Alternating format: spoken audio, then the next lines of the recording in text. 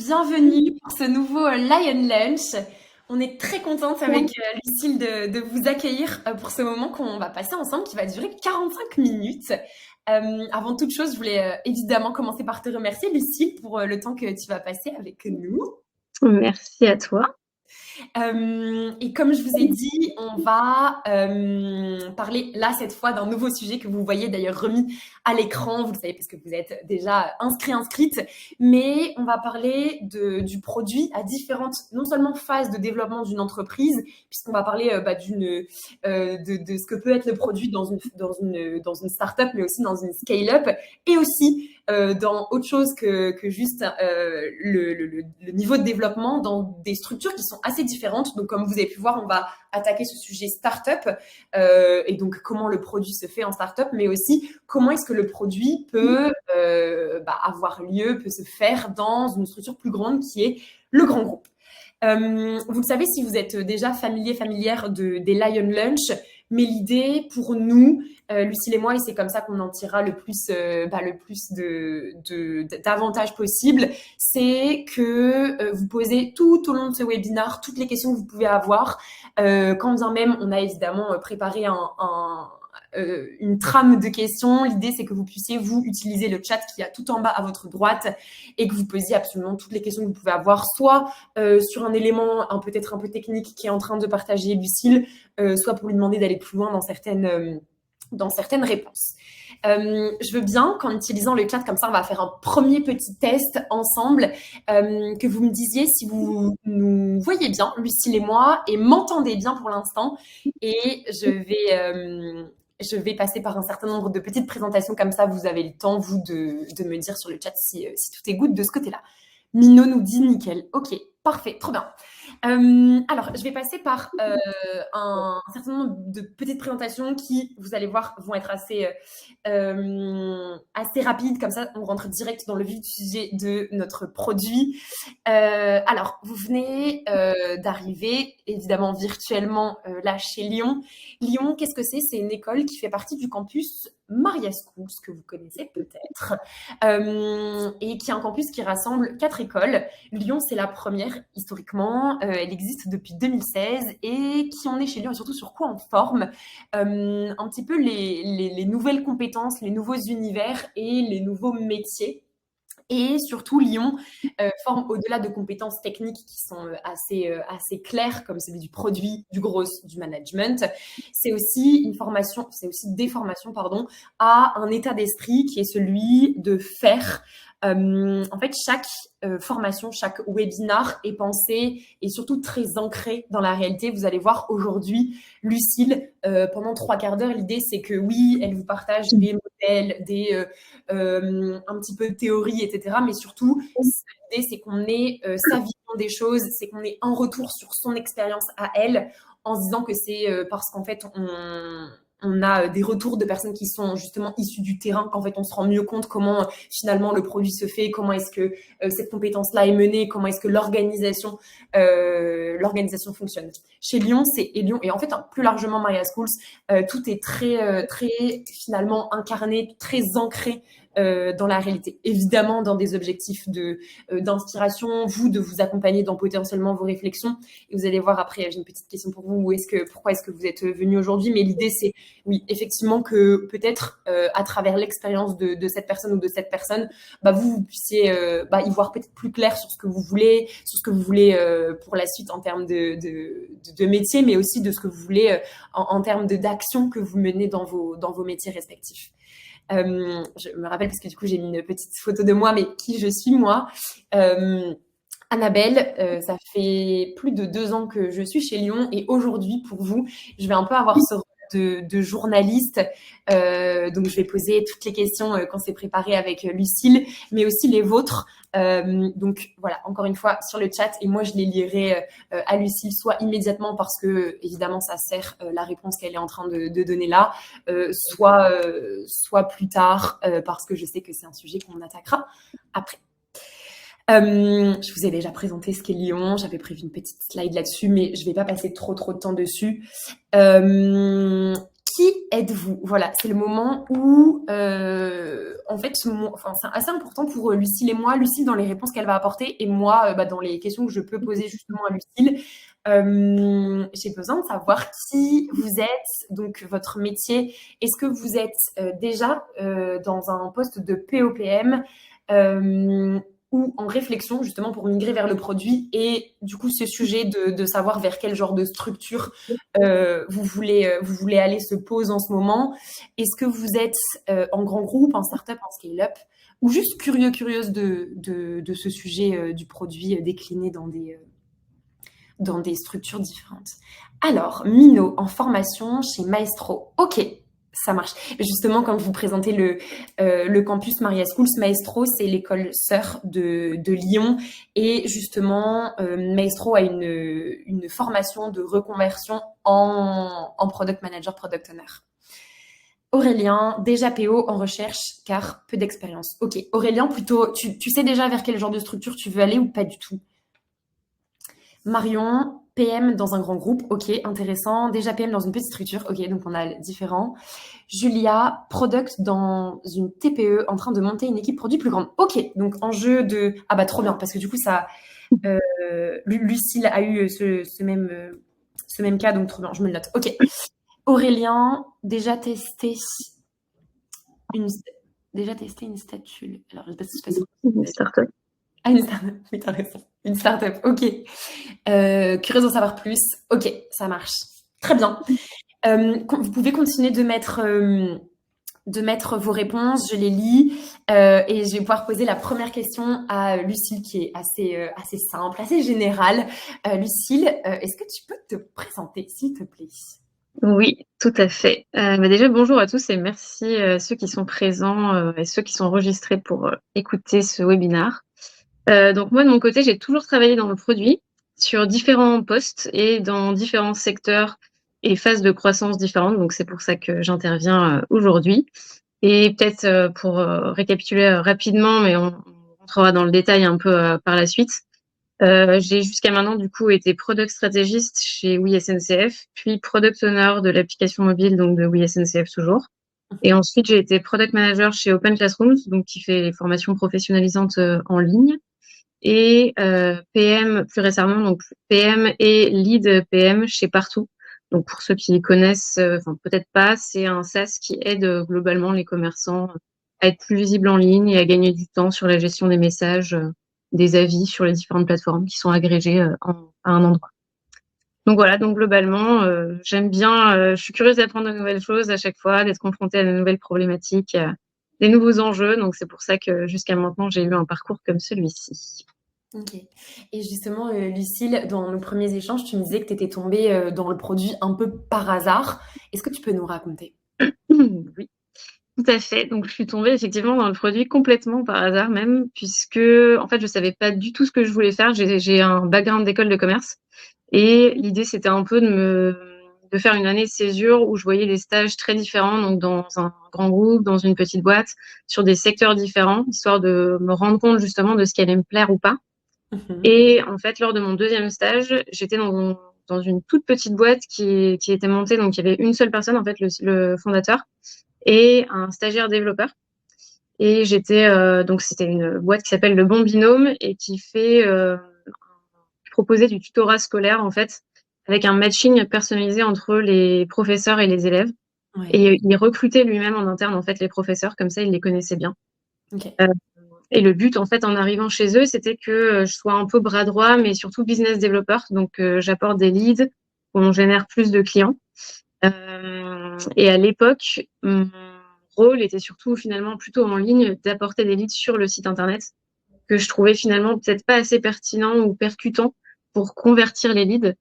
Et donc, j'avais proposé pendant ce stage au fondateur de refondre ce site internet avec le stagiaire développeur qui était présent. Donc voilà, je ne connaissais rien à tout ça, mais voilà, j'ai appris sur le tas, il a accepté et ça a été en fait ma première expérience produit sans même le savoir, parce que à cette époque-là, je savais même pas que c'était des métiers qui existaient. Donc je suis passée vraiment par des process de réflexion, de user flow, de construction d'un site web UX, avec des maquettes pas du tout sur Figma, mais sur PowerPoint, ultra détaillées. Euh, donc voilà, j'essayais de récupérer du feedback autour de moi. En fait, voilà, c'était finalement un premier poste un peu POPM, mais sans vraiment le savoir, quoi. Et du coup, c'est le fondateur qui m'a expliqué que c'était des métiers qui existaient. Et Ok. donc, quand j'ai cherché une alternance par la suite, je suis rentrée chez Oui SNCF comme ça, puisque j'ai cherché donc dans tout ce qui était produit et expérience client. Ok. Et justement, tu disais que toi, en fait, l'entrée dans le produit, c'est un truc que tu as fait par l'expérience. Est-ce qu'après est venu le moment où en fait tu as fait un step back au-delà de la personne du coup qui t'a dit, qui était le fondateur qui t'a dit qu'en fait c'était du produit ce que tu faisais. Est-ce qu'il y a eu des moments où tu as appris finalement des concepts très théoriques, etc. Ou en fait finalement après le reste de ton expérience, enfin de ton apprentissage, ta Ouais. connaissance produit, elle a continué à se faire par le terrain? Il y a eu différentes phases, mais à ce moment-là, en tout cas, je me suis pas vraiment formée théoriquement à tout ça, notamment aussi parce que dans des boîtes de cette taille-là, en fait, c'est pas tant l'important d'avoir vraiment les frameworks produits, la réflexion, bah voilà, poussée autour de ça, parce que Ouais. l'idée c'est vraiment d'aller d'itérer, d'aller vite, de trouver des clients.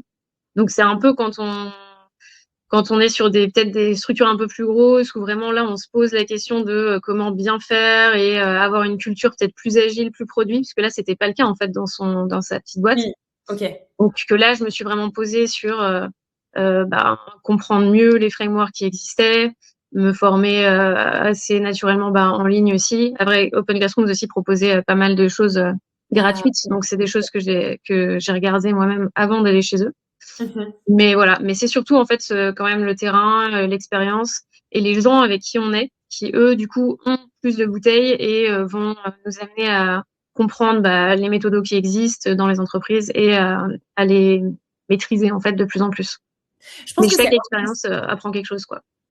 c'est hyper intéressant que tu dises ça parce que je pense que pour les personnes qui parfois osent pas se lancer en produit parce qu'elles ont l'impression qu'il faut peut-être un background méga, enfin tu vois, presque Ouais. éducationnel, de se dire, enfin d'avoir fait plein de formations pour en plus se Mmh, sentir légitime, ce que je peux comprendre. Hein. Il y a vachement ce truc syndrome bon élève qui est méga ouais. légitime, mais je trouve que ça fait du bien aussi de démystifier ce truc-là et de se dire que en fait c'est aussi quand tu te casses les dents, même si c'est pas forcément des plus agréables, que tu apprends vachement quoi. Je pense que c'est vraiment un métier qui est de toute façon ultra complet et il y a tellement de choses à maîtriser, tellement de compétences différentes qui sont requises qu'en fait on peut rentrer par un peu n'importe quel biais enfin n'importe quelle compétence on va dire qui est nécessaire pour un PM et après acquérir petit à petit euh, les autres compétences et rajouter des cordes à son arc. Mais Mhm. effectivement, de toute façon, je pense pas que ça soit vraiment possible d'être PM, de connaître l'intégralité Ouais, de toute la culture produit et de tous les frameworks quand on arrive directement dans un poste, quoi. Ça ouais. s'apprendra petit à petit et il y a aussi des étapes finalement. On commence par comprendre bien aussi l'opérationnel, le delivery. Plus on maîtrise ça, plus on est capable d'aller un peu plus loin sur la réflexion plus lointaine, plus prise de recul, la discovery. Et après, on monte en compétence sur tout ça par la suite, quoi. Ouais. Et justement, tu as commencé à un peu faire cette transition, mais donc après cette première expérience produit sans le savoir, du coup, tu es allé chez Oui SNCF dans le parcours expérience client. En quoi ça consistait vraiment? Quelles étaient un peu tes missions? Ouais. Alors en fait, du coup, j'étais assez surprise en allant chez Oui SNCF parce que je m'attendais à ce que le métier de POPM soit un peu Ouais. comme je l'avais vu, c'est-à-dire on fait aussi nous les maquettes, le design, etc. On réfléchit de bout en bout. Mais Mhm. pour le coup là, chez Oui SNCF, c'est vraiment une grosse entreprise, donc il y avait plus de 1000 personnes quand je l'avais rejoint. Oui. C'était vraiment dans un contexte en plus assez particulier parce qu'ils étaient en train de faire leur transition entre Voyage SNCF et Oui SNCF. Donc il y Mmh. avait pas mal de transitions d'image de marque, d'identité de marque, de réflexion aussi de où est-ce qu'on voulait se positionner d'un point de vue produit. Donc on allait plutôt vers un compagnon de voyage, etc. Et, euh, et en fait, quand je suis arrivée, c'était vraiment un poste qui était donc du product stratégiste, qui était en dehors en fait des équipes produits finalement, et qui Ah, était donc dans une entité qu'on appelait du coup expérience client qui avait pour but en fait d'identifier en amont les opportunités et les pain points principaux qu'on voyait en fait dans le domaine du voyage plus largement que la vente de billets de OK. train. Et en fait, on était vraiment en charge de cette réflexion plus prise de hauteur, vision assez large. Et on avait Mmh. deux pans en fait dans ce métier-là.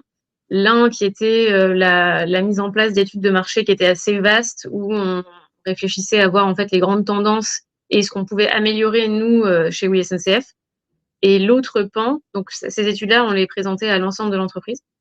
Et l'autre pan, c'était vraiment plus un peu plus terre à terre sur dégrossir en fait des discoveries que les PO n'avaient peut-être pas le temps de faire chez Oui SNCF et venir en fait avec avoir tout dérisqué et débloqué un petit peu avant pour venir avec des insights assez forts, une sorte de petit business plan pour valoriser en fait l'initiative et convaincre les PO de prioriser ces sujets-là Ok. quand eux auraient plus le temps justement dans leur roadmap. Ok.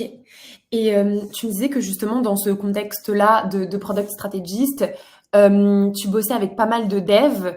Comment est-ce que c'était du coup les interactions, enfin les interactions étaient comment? Qu'est-ce que tu mets en place et qu'est-ce que tu pourrais donner aussi comme conseil aux personnes qui peut-être intègrent dans leurs équipes plus ou moins directement des devs? Ouais. Dis-nous un petit peu comment ça fonctionnait. Alors du coup, en tant que product strategist, j'étais pas dans les équipes produits, donc j'étais pas en lien avec les devs, mais par contre, j'ai été en lien avec les devs quand je suis passée product owner Oui, quand tu as été PO. voilà, c'est ça, de l'équipe. Parce qu'en gros, moi, je travaillais beaucoup avec l'équipe mobile en tant que product stratégiste, et du coup, j'ai eu une opportunité en interne de passer product owner de l'appli iOS. Et Ok. là, à ce moment-là, du coup, je travaillais effectivement beaucoup avec les devs. Donc, Hmm. on était organisé en fait avec une équipe front iOS, une équipe back pour les deux OS et une autre équipe front Android. Et on avait pas mal de devs, on avait entre 6 et 7 devs par équipe. Ok. Et, euh, et là, bah, c'était un rôle vraiment beaucoup plus définition de la roadmap, définition des solutions, euh, travail avec les devs et les designers sur le suivi des développements et de la mise en place des solutions, les cérémonies agiles, le suivi des performances, la communication, etc. derrière. Et Ok. ce qui était intéressant, c'est qu'on avait vraiment à charge toute l'expérience utilisateur de l'application, là où le site web était séparé en fait par page. Donc par exemple la recherche de billets, le moment où on voit tous les résultats, Ok. enfin voilà, le panier, l'achat. Et, euh, et donc pour ta question sur qu'est-ce que je pourrais donner comme conseil par rapport aux relations donc avec les devs, euh, je pense que ce qui est vraiment important, c'est de les inclure en fait à tout moment, donc de leur donner beaucoup de visibilité et Ok. pas de les voir. Enfin, je pense que c'est plus le cas aujourd'hui, mais à un moment donné, parfois on pouvait avoir cette tendance à voir des entreprises qui voyaient un peu les devs comme des exécutants finalement. Et là, je pense que vraiment c'est la chose à ne pas faire. Et nous, en tant que PM, c'est vraiment notre rôle d'apporter cette cohérence avec eux, de donner du sens à ce qu'on fait tous en fait, et de les motiver. Donc pour moi, le plus important, c'est vraiment de donner de la visibilité sur la vision, où est-ce qu'on va, la roadmap, qu'est-ce qu'on est en train de faire, qu'est-ce qu'on prévoit de faire, les objectifs qu'on veut atteindre. Peut-être aussi donner de la visibilité sur les insights qu'on a sur les utilisateurs, les résultats des discoveries, et surtout aussi les résultats quand les sujets sont mis en production. Bah, c'est toujours important de valoriser justement ce qui a été fait et ce sur quoi ils ont travaillé et de leur montrer l'impact que ça a eu en fait finalement sur les utilisateurs. Parce que parfois on peut prendre un peu cette Oui. distance-là et être tellement dans le jus qu'on voit même plus quel est l'impact qu'il y a derrière, quoi. Et du coup, Mhm. toi, à ce moment-là, donc en tant que PO et du coup avec justement cette équipe-là de dev, enfin ces équipes-là de dev, concrètement, comment est-ce que, enfin tu vois, quel genre de rituel il y avait en place, par exemple? Est-ce que c'était, je sais pas, tous les matins pendant une demi-heure, vous vous parliez enfin, de faire remonter je sais pas, des potentiels bugs et c'était le moment aussi où vous parliez bah, des retours clients pour aussi valoriser ce qui a été fait, comme tu disais, ou de façon plus, tu vois, des rituels, s'il y avait quoi exactement en Non, dehors? bah, il y avait vraiment les rituels enfin, de Scrum un peu au sens large, Ok. où on a vraiment bah, le stand-up tous les matins, où on s'assure qu'on sait bien ce que tout le monde est en train de faire, que tout le monde a bien un ticket sur lequel travailler. Puis après, bah, tout grooming, etc. Enfin, toutes les cérémonies agiles, quoi. Par Ok. contre, là, dans le partage d'insights dont je parlais, typiquement, ce qui peut être intéressant de faire en tant que PM, c'est plutôt bon, ça peut être plus régulier, typiquement tous les mois, faire un point sur la roadmap et où est-ce qu'on en est, etc., des sujets qui sont sortis. Ce qui peut être bien aussi, je trouve, c'est de faire une sorte de présentation quarterly où on a vraiment un peu un récap de qu'est-ce qu'on a cherché à atteindre dans le quarter d'avant, qu'est-ce qu'on a atteint, comment, enfin, qu'est-ce qu'on veut faire pour le prochain quarter finalement et comment Mm. on pense l'atteindre, quoi. Enfin, c'est quelque chose que je trouve intéressant de partager à chaque quarter. Mmh. Et quand tu es arrivé, toi, enfin, quand tu es passé PO, est-ce que du coup, toutes les cérémonies, enfin, la cérémonie agile était déjà en place ou c'est un truc sur lequel Ouais, ouais. justement ouais, tout était déjà Non, non, fait? c'était déjà en place. Pour le coup, oui, SNCF était assez mature sur sur tous ces sujets-là. Donc, c'était déjà très en place et il y avait des Scrum Masters, il y avait des rôles dédiés en fait au Ah, suivi de ça. Donc, même en tant que PO, on n'était pas forcément nous en charge de s'assurer que tout se passait bien sur ces sujets-là. Après, bah, c'est nous qui étions en lead, on va dire, sur ces cérémonies-là, mais finalement, on avait vraiment des gens qui nous accompagnaient sur le fait que ça se développe au mieux et qu'on n'ait pas de problème, point de blocage, etc., quoi, dans les équipes. ok, ça marche. Et avant de passer à justement cette première transition que toi, tu as eue en produit, si on prend un peu un step up de cette expérience-là chez Oui SNCF, est-ce que tu aurais des challenges autres que ceux que du coup on a un petit peu mentionnés Ouais. à nous partager? Bah, pour le coup, ce qui est vraiment, enfin, par rapport aux gens dans le chat qui disaient qu'ils n'avaient pas forcément connu de grosses entreprises, ce que j'ai trouvé vraiment bien chez Oui SNCF, c'est le fait qu'il y ait beaucoup de moyens, en fait, beaucoup d'outils à disposition pour bien faire son travail en produit.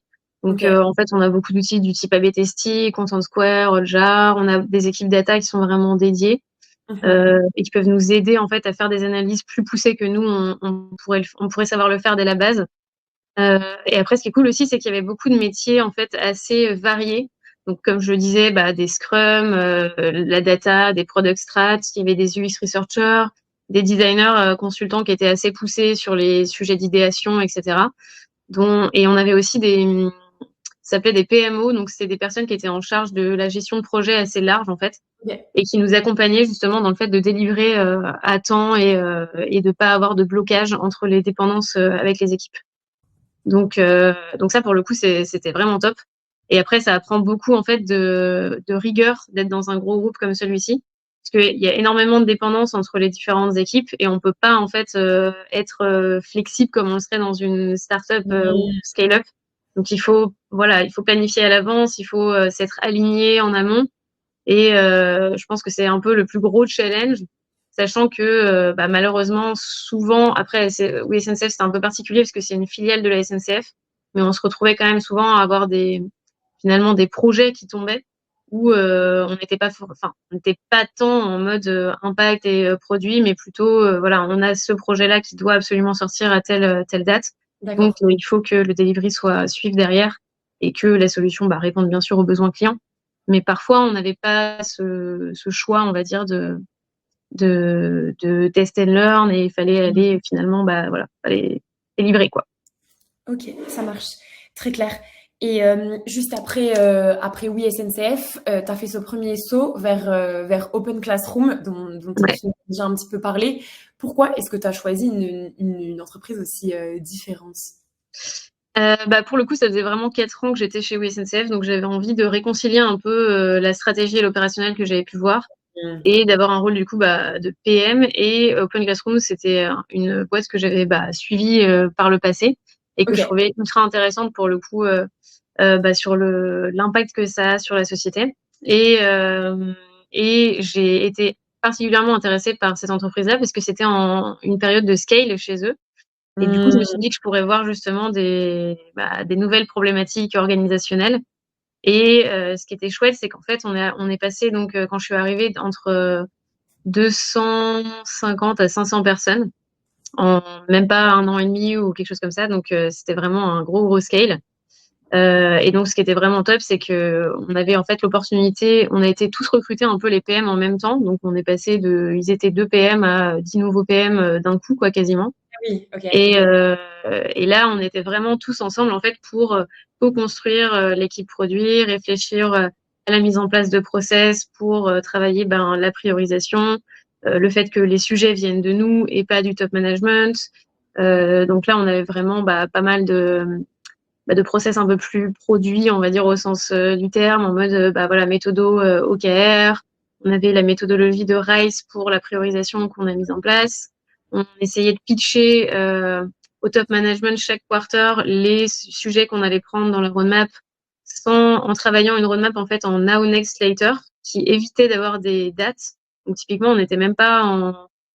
Ça donnait un peu une idée de si c'était dans 3, 6, 9 mois, mais finalement, on s'obligeait pas à donner des délais, quoi.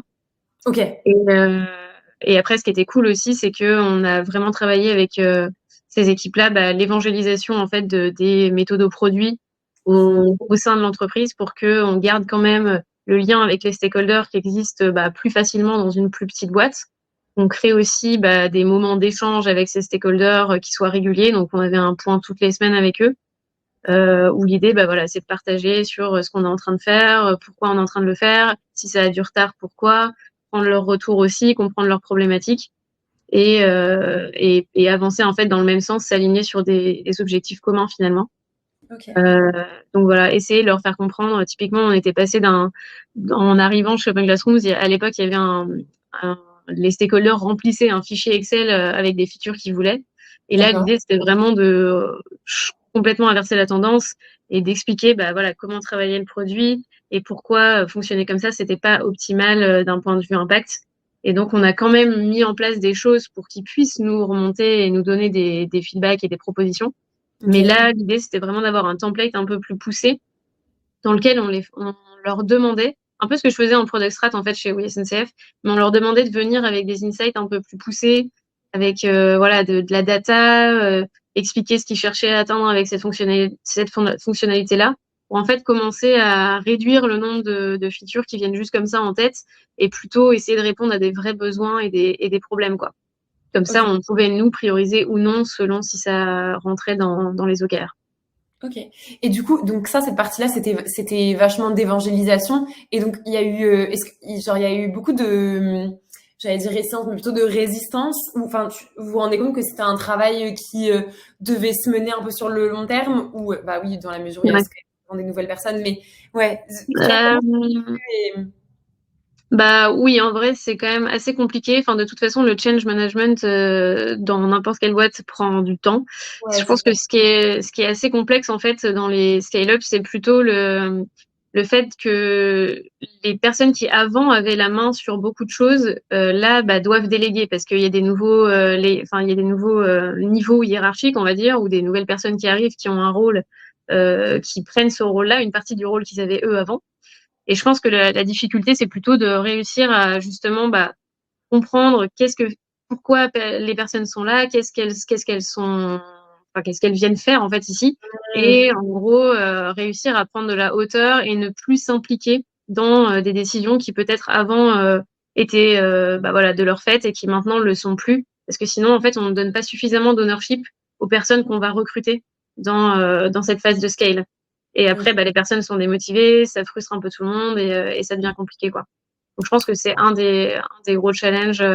Après, par rapport aux équipes en interne, par rapport à ta question, je pense que c'est assez compliqué parce que justement, il faut réussir à créer ce lien. En fait, avant, les gens, forcément, parce que c'est une plus petite boîte, se connaissent bien, donc il y a des liens qui sont créés naturellement. Là, ça demande plus de process, plus de structure pour être capable de le maintenir en fait dans le temps et réussir à collaborer ensemble et à travailler conjointement quoi. Oui. Et justement, il y a une question qui vient dans ce sens-là. Tu parlais du fait que du coup, vous avez été 10 PM à arriver en même temps. C'est beaucoup pour structurer, tu vois, mettre en Ouais. place les process. La question, elle est dans ce sens. Lorsqu'il y a plusieurs PM, comment se passe la cohabitation? Comment faciliter les interactions, le partage et l'homogénéisation des bonnes pratiques?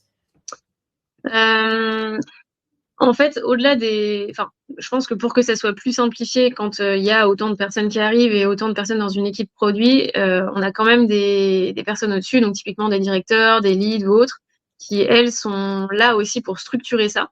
Donc typiquement, quand on a co-construit ensemble, nous on pouvait voilà donner notre avis, on était impliqués en fait dans ces décisions-là. Mais finalement, c'était quand même pas nous qui étions honneurs complètement. Donc, c'est plutôt les leads et les directeurs qui, eux, prenaient nos insights et allaient les pousser pour vraiment venir avec un process qui soit partagé, etc. Mais Ok. chacun va pas faire de son côté, enfin, va pas le faire de son côté, quoi. Donc, en fait, Mhm. on avait vraiment des moments où nous, on échangeait tous ensemble, product director, enfin, selon l'entreprise, des leads ou PM, où on travaillait tous ensemble sur ces problématiques-là. Et souvent, pour s'aligner, quelque chose qui était ultra intéressant chez Open Classrooms, on appelait ça un Improvement Day, où en fait, tous les PM et, produits, quoi, PMM aussi, venaient parfois. On avait une journée où on venait tous, en fait, pendant un jour, au bureau et où on travaillait ensemble sur des problématiques propres aux produits. Donc en fait, c'était pas du tout nos sujets habituels, mais plutôt vraiment essayer de travailler des problématiques qu'on voit dans l'entreprise, justement pour aller plus loin, je sais pas, sur des frameworks ou des problématiques qu'on voit peut-être de discovery, etc. Et du coup, on travaillait en fait, on co-construisait ensemble des nouveaux process qu'on pitchait à la fin et du coup, tous les PM étaient au courant de ce qu'on allait mettre en place. Et à la fin de cette journée-là, bah, on prenait des next steps qu'on mettait en place par la suite, quoi. Et après, on avait une rétro commune aussi, dans laquelle on partageait en fait ce qui se passait bien, ce qui se passait peut-être moins bien, etc. Comme ça, justement, on remontait tous des problématiques sur lesquelles on pouvait par la suite échanger ensemble en petits groupes si on voulait travailler sur certains sujets. Et ça permettait aussi au management produit de prendre en compte certaines problématiques et de travailler avec les autres personnes concernées, quoi. Ok. Et tu nous as du coup partagé pas mal les challenges qu'on imagine chez Open Classroom qui sont plutôt finalement organisationnels, de l'ordre de, je sais même pas si on peut vraiment dire ça, mais de pédagogie finalement en interne et aussi Oui. auprès des stakeholders. Est-ce qu'il y en a d'autres qui sont peut-être plus liés au produit que tu aimerais nous partager ou pas, mais Je pense que globalement, dans les contextes de scale-up, en fait, le plus gros challenge, c'est vraiment le contexte mouvant. Donc, il faut, contrairement à une grosse entreprise qui est plus stable, on a vraiment besoin de s'adapter, d'accepter des changements de dernière minute.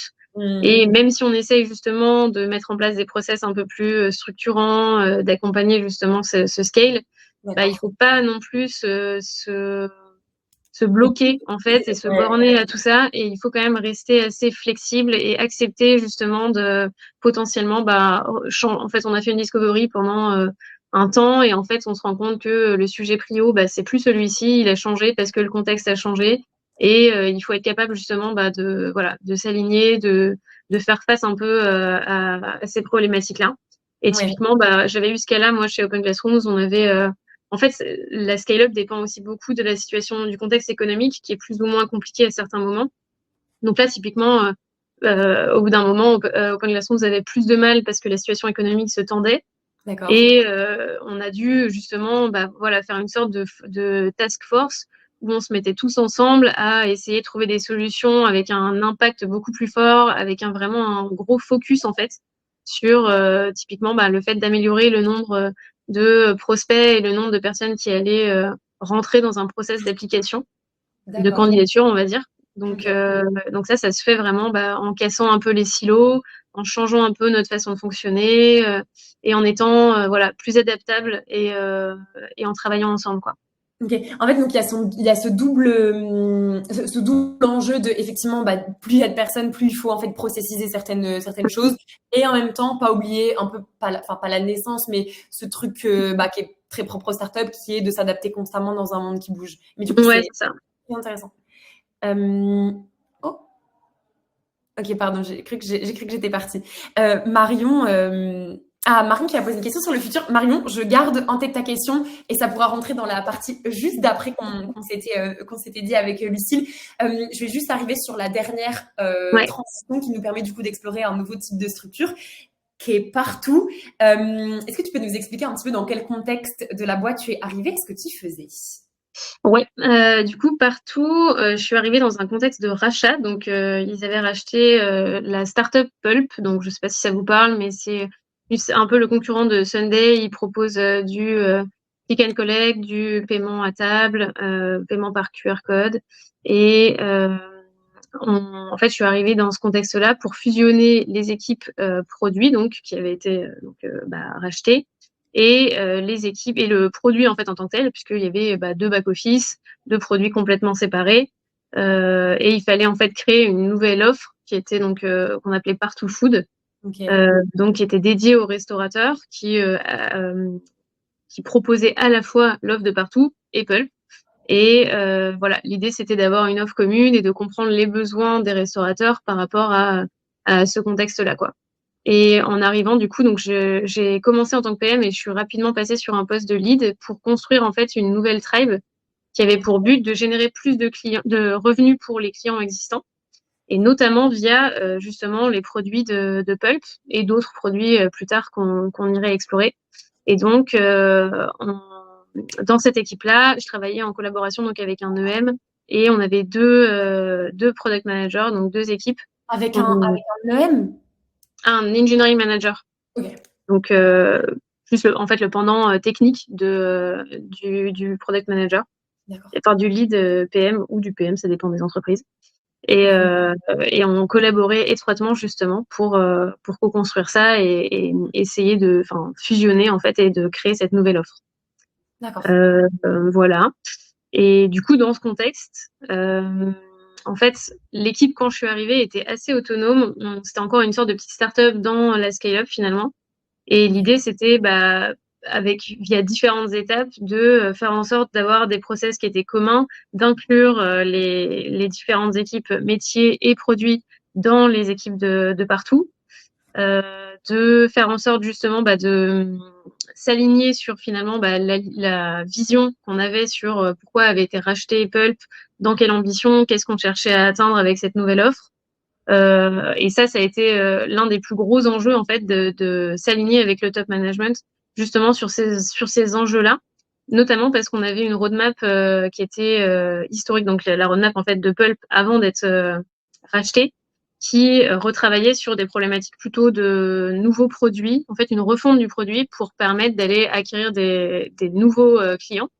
Là où en fait on s'est rendu compte que le focus principal finalement dont tu avais besoin partout, puisque maintenant à l'époque c'était en fait presque du B2C et là on repartait sur une offre plutôt B2B, B2B2C. Donc c'est un peu différent. Et là le focus principal c'était plutôt le NRR, la réduction du churn, faire en sorte justement que on garde les clients qui étaient là à l'époque et pas forcément tout de suite d'aller chercher des nouveaux clients. Donc c'était pas du tout les mêmes problématiques. Donc on a travaillé vraiment conjointement avec les autres product managers, avec les autres managers des autres équipes, donc les équipes métiers, qui travaillaient aussi sur cette offre. Donc typiquement les sales, les customer success, le marketing, pour aller vraiment dans ce sens-là. Et on a dû du coup un peu changer la roadmap, essayer de voir comment on pouvait les accompagner sur leurs problématiques du moment. Et pas forcément. Et là, ce qui est intéressant en fait à voir aussi dans les contextes de scale-up, c'est qu'on a tendance à toujours se dire que tout doit être priorisé et tout doit passer par du développement. Et en fait, beaucoup de ces problématiques-là pouvaient être résolues sans tout ça. En fait, c'était beaucoup de formation, essayer de faire comprendre justement le produit à ces équipes-là qui le connaissaient pas forcément. Il y avait pas mal de choses qu'on pouvait faire aussi en no-code. Donc, je sais que partout aime bien justement mettre en place du test and learn via différentes options sans forcément coder à la base ou alors avec peu de développement.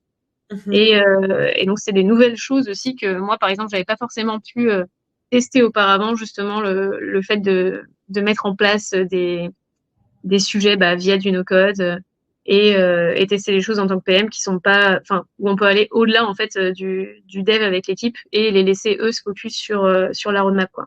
Oui.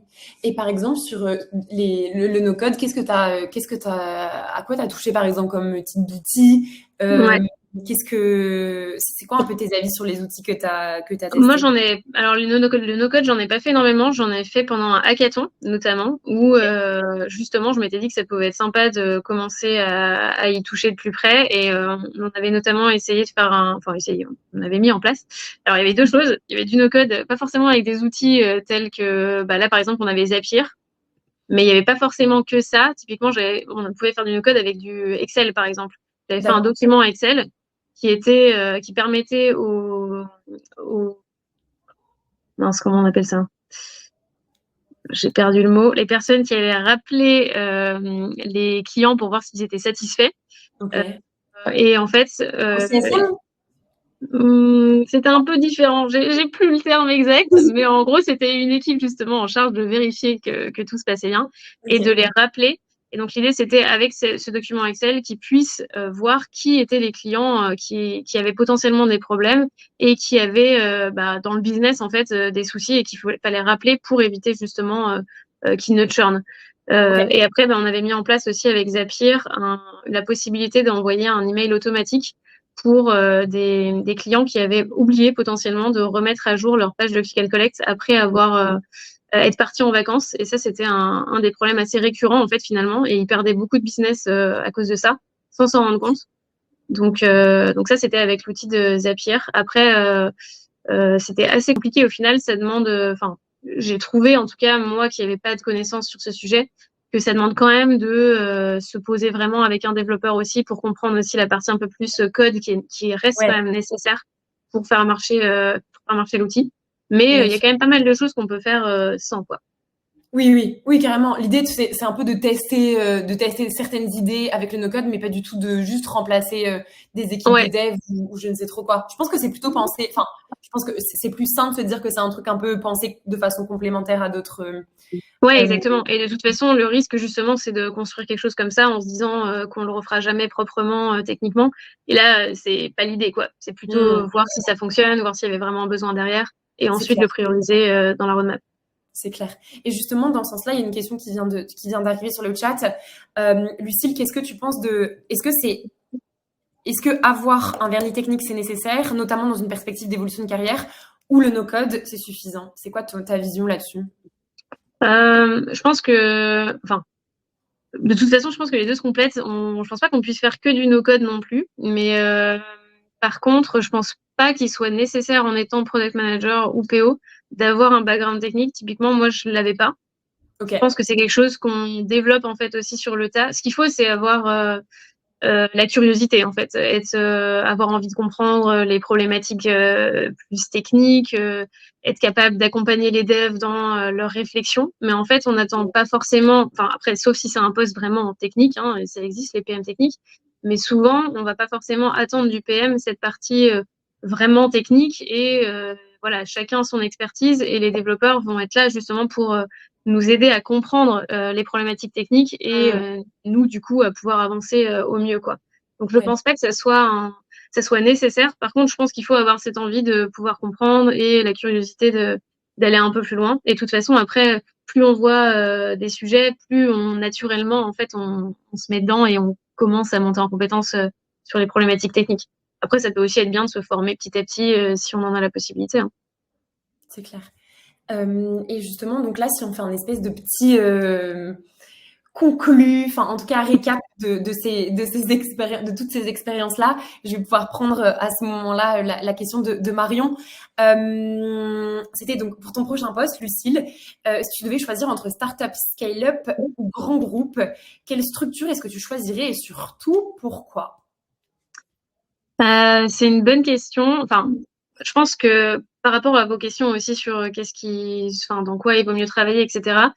Moi, j'ai été contente en fait d'avoir le parcours que j'ai eu parce que j'ai trouvé que ça m'avait permis d'apprendre plusieurs choses, mais un peu dans le bon ordre. En fait, j'ai trouvé que c'était bien d'avoir un gros groupe à la base parce que ça nous permettait d'avoir cette stabilité-là, d'avoir un socle solide en fait pour tout ce qui était delivery, puisqu'on était accompagné par bah, voilà, les Scrum, des delivery managers qui vraiment pouvaient structurer une méthode que j'aurais peut-être pas eu et qui manque parfois dans les scale-up justement.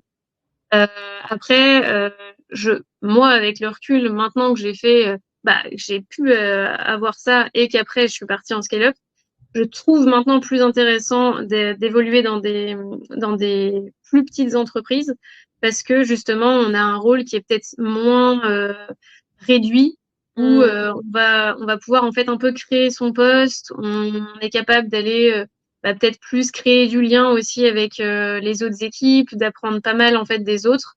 Et, euh, et je trouve que dans ces contextes-là, puisqu'il faut justement s'adapter, pouvoir avoir la flexibilité et tester des choses, on a tendance à avoir peut-être plus de nouveaux frameworks, à avoir des nouvelles aussi organisations, peut-être produits. Ça va en fait bouger, ça va être assez mouvant. On va peut-être avoir une organisation produit au début quand on va arriver qui sera plus la même que celle d'après.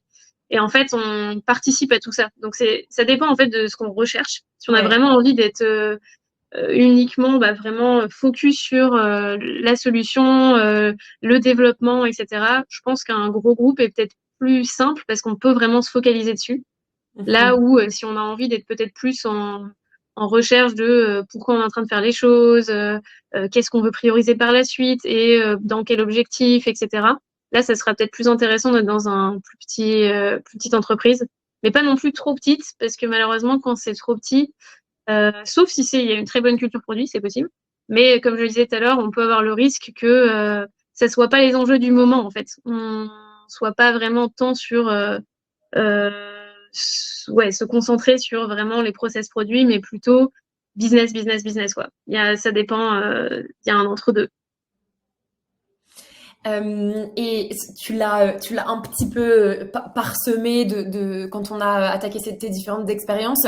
Mais si on devait retenir des différences dans la façon de faire du produit dans ces différentes organisations et stades de développement en structure, qu'est-ce que tu dirais? Si tu veux répondre par exemple, disant, OK, bah, en fait, une journée type chez Oui SNCF, c'était ça, chez Partout, c'est ça, je sais pas quoi. Si tu veux, tu peux. Mais comme ça, avec un peu ce truc en tête en se disant, OK, en fait, un peu la réalité en produit ça dans ce genre de structure et tout. Je pense que ça peut poser des questions. Alors, je pense que le côté journée type est assez difficile en product à faire parce qu'en fait, on n'a jamais une journée qui est identique. Mais peut-être que ce que je dirais, c'est plutôt que voilà, dans les phases de démarrage, on est plutôt sur essayer de trouver un market fit. On est vraiment doueur, enfin, on est dans le dur, quoi. On fait les choses, on itère rapidement. Et on essaye de construire finalement peut-être une base technique un peu solide tout en restant agile. En scale-up, pour le coup, là, on a vraiment trouvé son market fit, on sait ce qu'on veut faire, on a déjà une base qui fonctionne bien. Et là, l'idée, c'est plus de structurer les équipes, de les fortifier en fait pour qu'on tienne la route, on tienne la charge quand on aura plus de clients puisqu'on scale. Et du coup, avoir des adaptations peut-être de processus, d'accompagnement de la croissance. Et tout en restant, comme je le disais tout à l'heure, capable d'être flexible et d'être adaptable à des changements fréquents. Et voilà, et on reste dans le côté innovation, expérimentation. Il faut rester aussi dans le principe de MVP pour pas justement se perdre sur des sujets qui sont trop longs et qui prennent trop de temps. Alors que dans la phase peut-être de maturité, là, on est vraiment sur quelque chose, typiquement les plus grosses entreprises, on est peut-être sur un focus plus de stabilité opérationnelle, avec peut-être des gestions plus de risques, de dépendance, parce qu'on a vraiment beaucoup d'utilisateurs, donc on peut pas se permettre de faire n'importe quoi.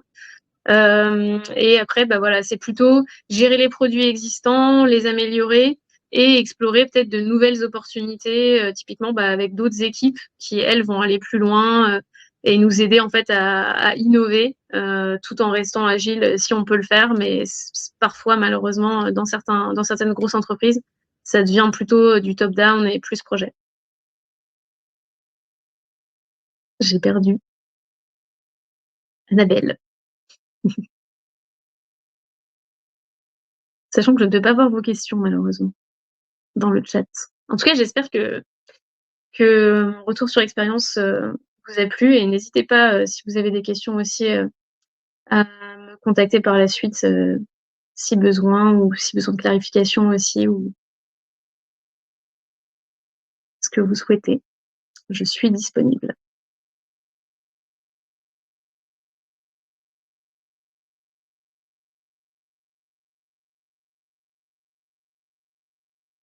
Je vais attendre tranquillement.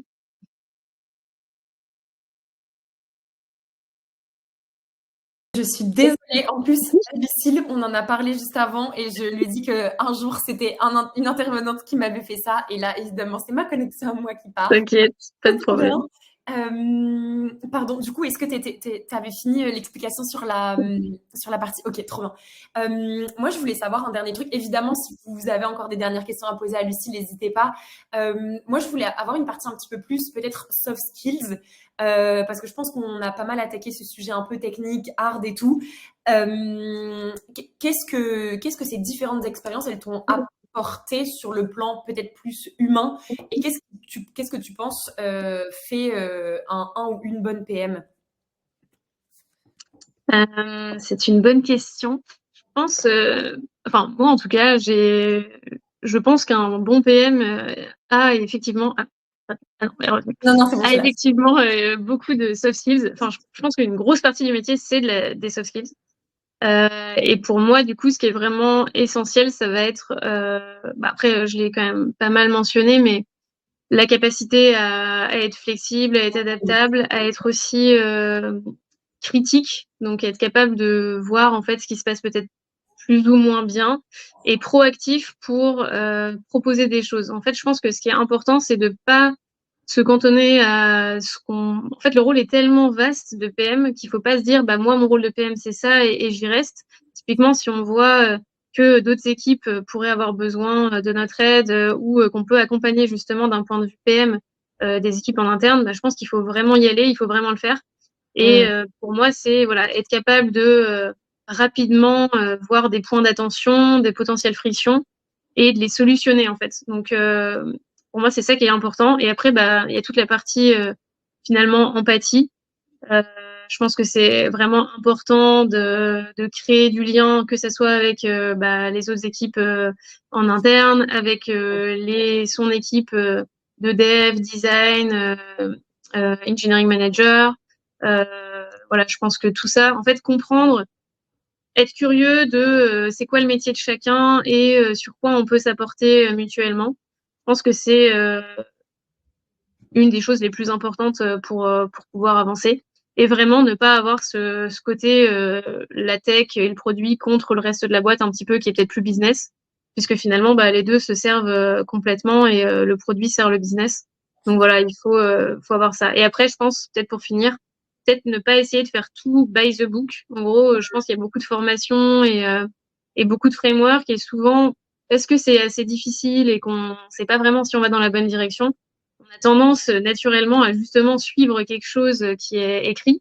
Mais en fait, comme on l'a vu, il y a tellement de contextes et tellement de phases d'entreprise qui sont différentes que ça peut plus ou moins marcher selon tout ça. Et en fait, il faut vraiment aussi bah, laisser la place à son instinct, au test et voilà, à l'itération en fait, et être un peu bah, conciliant avec tout ça. Et surtout Mhm. être résilient, parce que souvent, bah voilà, on va pas y arriver du premier coup. Et voilà, faut continuer, réussir à convaincre, savoir ce qu'on veut, pourquoi on le veut, et on arrivera à emmener les gens si on est capable de ça, quoi. Pour moi, en tout cas. Lucille, je ne sais pas si tu as vu cette question-là sur le chat quand j'étais quand j'ai été perdue. Ok, trop bien, bah, je te la lis. Est-ce que tu peux nous parler un petit peu des relations avec les ventes? Est-ce qu'il y a beaucoup d'interactions ou au contraire c'est assez sillonné? Bah ça dépend vraiment des entreprises. Pour le coup, donc chez Partout, il y en avait pas mal. Euh, je pense qu'encore une fois, ça dépend aussi des PM. Chacun va avoir un peu sa façon de travailler avec les autres équipes, mais il y avait quand même beaucoup de liens, notamment sur le fait de s'assurer que les sales étaient en compréhension vraiment complète du produit, qu'ils n'avaient Ok. pas de point de blocage, et du coup, il y avait souvent des formations qui étaient faites dès qu'une nouvelle feature sortait. Bah voilà, toutes les équipes, même pas que les sales, hein, même finalement les CS aussi, étaient amenées à être formées sur ces nouvelles fonctionnalités-là. Et en fait, Mm. on s'assurait à chaque fois qu'il n'y avait pas de point de blocage et on les laissait pas, voilà, un peu galérer face aux clients, en fait, si, s'il y avait des choses qu'ils maîtrisaient pas. Et après, il y avait quand même pas mal de volonté, justement, de comprendre les retours clés des sales. Et je sais que Partout utilisait justement un outil qui nous permettait de pouvoir réécouter, en fait, des calls et Ok. moi, je sais qu'en tant que PM, je me servais beaucoup de ça pour pouvoir justement bah, prendre les insights parce que eux, bah, ils ont pas que ça à faire en fait de nous voir et nous donner les insights.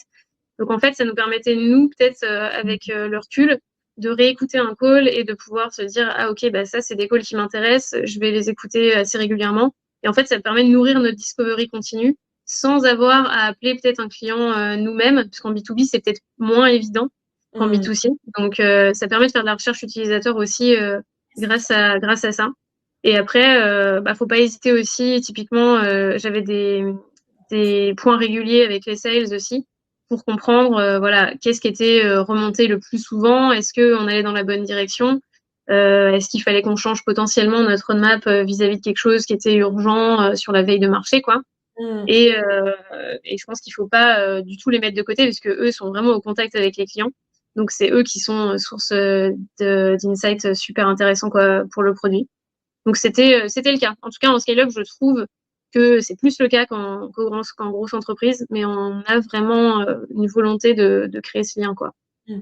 Oui, et en plus, les sales sont quand même vachement porteurs en fait, du discours aussi du produit. Donc, non Ouais, seulement enfin, la compréhension du produit, elle doit être assez fine. Et de l'autre côté, effectivement, c'est intéressant parce que nous, c'est une question qu'on se pose vachement chez Maria Scoops, en tout cas, c'est de savoir, en fait, comment est-ce que nos sales, par exemple, peuvent nous faire remonter des sujets de formation ou justement des pains ouais, qui sont partagés. Et en fait, ils font tellement aussi, enfin, eux, évidemment, leur fiche et du coup, bon, ouais. trucs à faire. Et en fait, nous, on doit, enfin, côté pédago, par exemple, être aussi vachement au courant pour continuer à nourrir Mm. le projet et tout. Donc, ouais, c'est hyper Ouais, intéressant bien sûr. de réécouter des calls. C'est, Et après, il y a d'autres options. Typiquement, je sais que pour avoir un type de feedback, bon, sans que ça leur prenne trop de temps, ce que je ouais. faisais en général, c'est typiquement quand il y avait des deals qui étaient perdus, j'essayais de comprendre pourquoi. Et du coup, j'avais demandé si dans l'outil, donc on utilisait Salesforce, si dans l'outil, c'était possible de mettre en place un nouveau champ en fait qui expliquait pourquoi la personne a refusé en fait. Et du coup, Mmh, on peut avoir, on avait mis des propositions pour que ce soit pas trop compliqué et qu'on puisse avoir après un analytics un peu plus simple. Mais en gros, ouais. c'est aussi des options qui, via leurs outils en fait, s'intégrer un peu à leurs outils pour poser une petite question qui nous est utile avec un feedback qui leur prendra peut-être 5 secondes, mais où nous en fait, ça nous permet d'identifier des opportunités ultra importante. Donc ça, c'est quelque chose que j'avais fait aussi. Et après, dans l'outil, souvent, ils mettent un peu de détails aussi, donc on peut nous creuser davantage ça. Mais c'est vrai que c'est plus simple si on a un peu un récap que si on doit tout aller analyser, quoi. C'est pas toujours possible. Non, c'est clair, c'est clair. C'est du contenu qui est quali, qui, à mon avis, peut faire Ouais. vachement évoluer, mais effectivement, ça prend du temps. Mm. Je vous laisse si vous voulez encore poser des peut-être une petite dernière question à Lucille. Moi, j'en avais une dernière et qui permet un peu de se projeter, de te projeter. Toi, Lucille, tu nous as déjà répondu à la question de Marion sur la structure. Mais moi, je voulais savoir si, enfin, comment est-ce que tu voyais peut-être l'évolution du métier de product ou des métiers autour du product. Je sais pas si tu devais, par exemple, inventer le métier parfait, enfin, produit, à quoi il ressemblerait justement. C'est une bonne question. Ça me fait penser d'ailleurs que par rapport à la question avant sur les sales, un des métiers qui en ce moment est qui est de plus en plus mis en avant, je trouve, c'est le métier de product marketing manager, Hmm. qui du coup fait souvent aussi beaucoup ce lien entre justement le discours produit amené au client par les sales. Donc c'est un rôle qui est très important justement dans certaines boîtes qui en ont vraiment besoin. Euh, et voilà, c'était peut-être une petite précision par rapport à ça.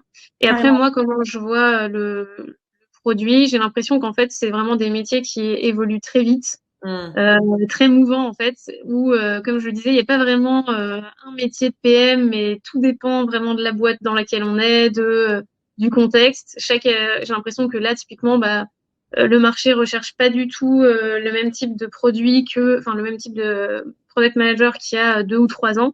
Typiquement, je pense qu'il y a 2 ou 3 ans, on était vraiment dans essayer de prendre les process des US et de les amener en France sur voilà la discovery, les process de priorisation, d'OKR, etc.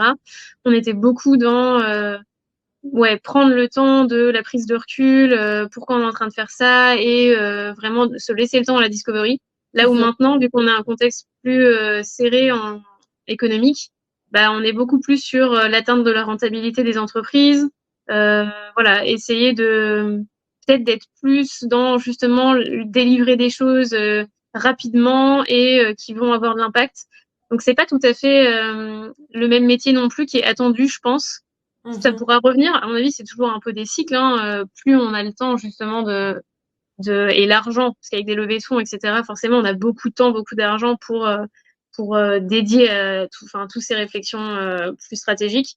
Mais je pense qu'il faut ne pas le perdre de vue. En gros, maintenant, il faut quand même rester capable de prendre ce recul-là et de se dire, est-ce qu'on est en train de faire les bonnes choses et pourquoi on est en train de les faire et pas s'éloigner en fait des utilisateurs finaux.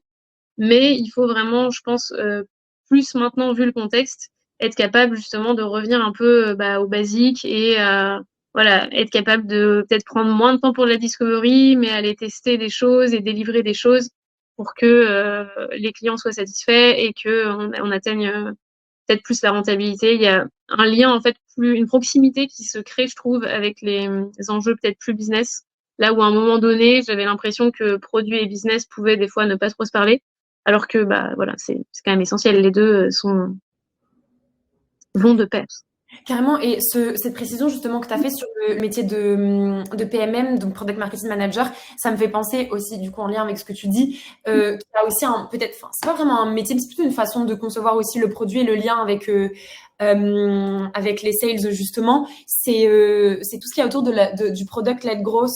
Je sais pas si les personnes qui nous écoutent connaissent un peu bah, c'est pas vraiment, c'est un nouveau champ. En tout cas, c'est une nouvelle façon de voir ces interactions-là. Je pourrais vous mettre dans le petit mail récap qu'on vous prépare des ressources à ce sujet, tout comme d'ailleurs je vous mettrai des infos sur ce métier de PMM.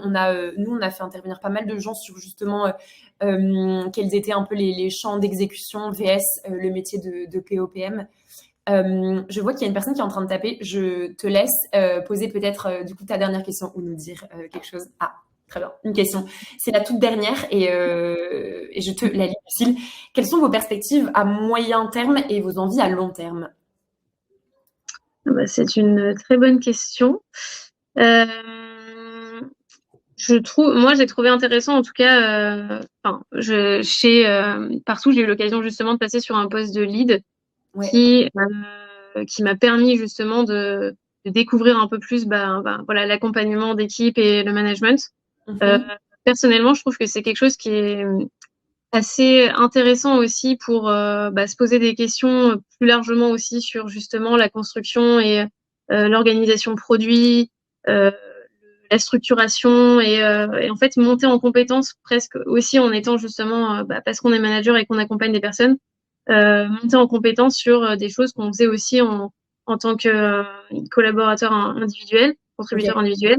Et moi, c'est quelque chose qui me plaît, en fait, justement, de garder ces réflexions-là un peu aussi, plus, on continue à faire des choses, quoi, je veux dire, mais on a aussi cette notion de management ou d'accompagnement et de réflexion peut-être plus large où on collabore, en fait, avec les différents managers d'une entreprise pour aller plus loin en fait ensemble. Donc moi, c'est des choses qui m'intéressent aujourd'hui. Je serais moins intéressée, dans les perspectives justement par ce que je mentionnais tout à l'heure, revenir dans quelque chose de plus opérationnel, pur, où on a moins justement cette réflexion-là stratégique. Donc voilà. Et après, à plus long terme, je peux pas vraiment dire. Je pense qu'il faut vraiment, le plus important, vu que ça change beaucoup, c'est continuer à faire de la veille, à se former justement sur les nouvelles méthodos, à écouter un peu les nouvelles tendances. Il y a beaucoup de podcasts, de newsletters qui existent pour justement pas perdre la main et continuer à monter en compétence sur ces métiers-là. Parce que mine de rien, voilà, il y a l'expérience, ça compte, mais finalement, il y a des nouvelles tendances qui émergent et il faut être capable aussi de les amener dans sa propre entreprise pour les tester et voir si ça marche par rapport au contexte. Et après, en ce moment, il y a beaucoup aussi de notions, de tendances avec l'IA, etc. Donc voilà, ne pas se couper en fait de toutes ces tendances-là, les essayer dans son entreprise et voir ce qui prend quoi. Mais voilà pour répondre à la question. Ouais, je suis d'accord. Et en sachant que c'est un truc aussi qu'on dit pas mal en formation, bon, grosse, qui est un peu différente de celle de produit, mais ça me fait penser à ce que tu dis, Lucille. C'est ce truc en fait, c'est aussi pour ça que nous, on organise des webinars ou des événements en présentiel, même si c'est un truc que je peux faire en présentiel.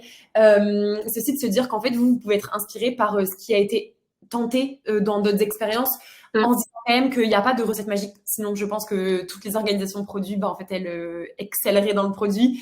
Mais que plutôt, il y a des petits trucs à picorer, à prendre à droite à gauche et en fait, à tester dans vos expériences pro respectives, dans vos entreprises et voilà, et voir, et tester, et itérer et un peu essayer de se décrocher comme tu disais, Lucille, du by the book, quoi. Qu'il n'y a pas que la théorie à mettre en place et que c'est super important de continuer à réfléchir à ce qu'on met en place et à remettre en question si besoin, quoi. Agathe, ta question, avez-vous des ressources en ligne à nous partager? Ressources en ligne, quand tu dis donc pour se nourrir sur le produit, je vous en mets plein dans le petit mail récap qu'on vous prépare. Si c'était ça que tu disais. Ok, trop bien. Eh bien, écoutez, je viens juste de me rendre compte avec le petit l'hôtel que j'ai à côté de moi qu'en fait on a un petit peu dépassé le temps, mais donc désolée pour ce quart d'heure de plus, mais c'était très chouette, Lucille, de t'avoir avec nous pour justement pouvoir creuser dans ces 3 expériences qui ont été, en fait, en même temps super différentes. En même temps, le lien est quand même vachement là et Ouais, t'as clairement. vachement étiré en fait les compétences que toi ça t'a amené et cette vision du produit que je pense tu as réussi à vachement nous à pas nous enfin si nous partager, en tout cas à nous transmettre. Je vous envoie, comme je vous ai dit, toutes les ressources à ce sujet et une seconde pour vous dire que la prochaine fois on parle de produits, c'est notre école sœur qui s'appelle Maestro, et justement que je vous présentais Maria Schools assez rapidement en intro. Voilà, Maestro organise la semaine prochaine, jeudi prochain, un webinaire, un petit déjeuner, donc dans nos locaux à Paris, justement pour parler produits. Donc si c'est quelque chose qui vous intéresse, en tout cas j'imagine puisque vous êtes resté pendant cette heure, n'hésitez pas à y faire un tour. Pareil, je vous mettrai le lien d'inscription à ce petit déj Maestro si vous êtes intéressé. Bon appétit tout le monde si vous n'avez pas encore mangé. Bon après-midi et j'espère à très vite. Encore merci Lucille. Merci à toi et merci à tout le monde qui m'a écouté.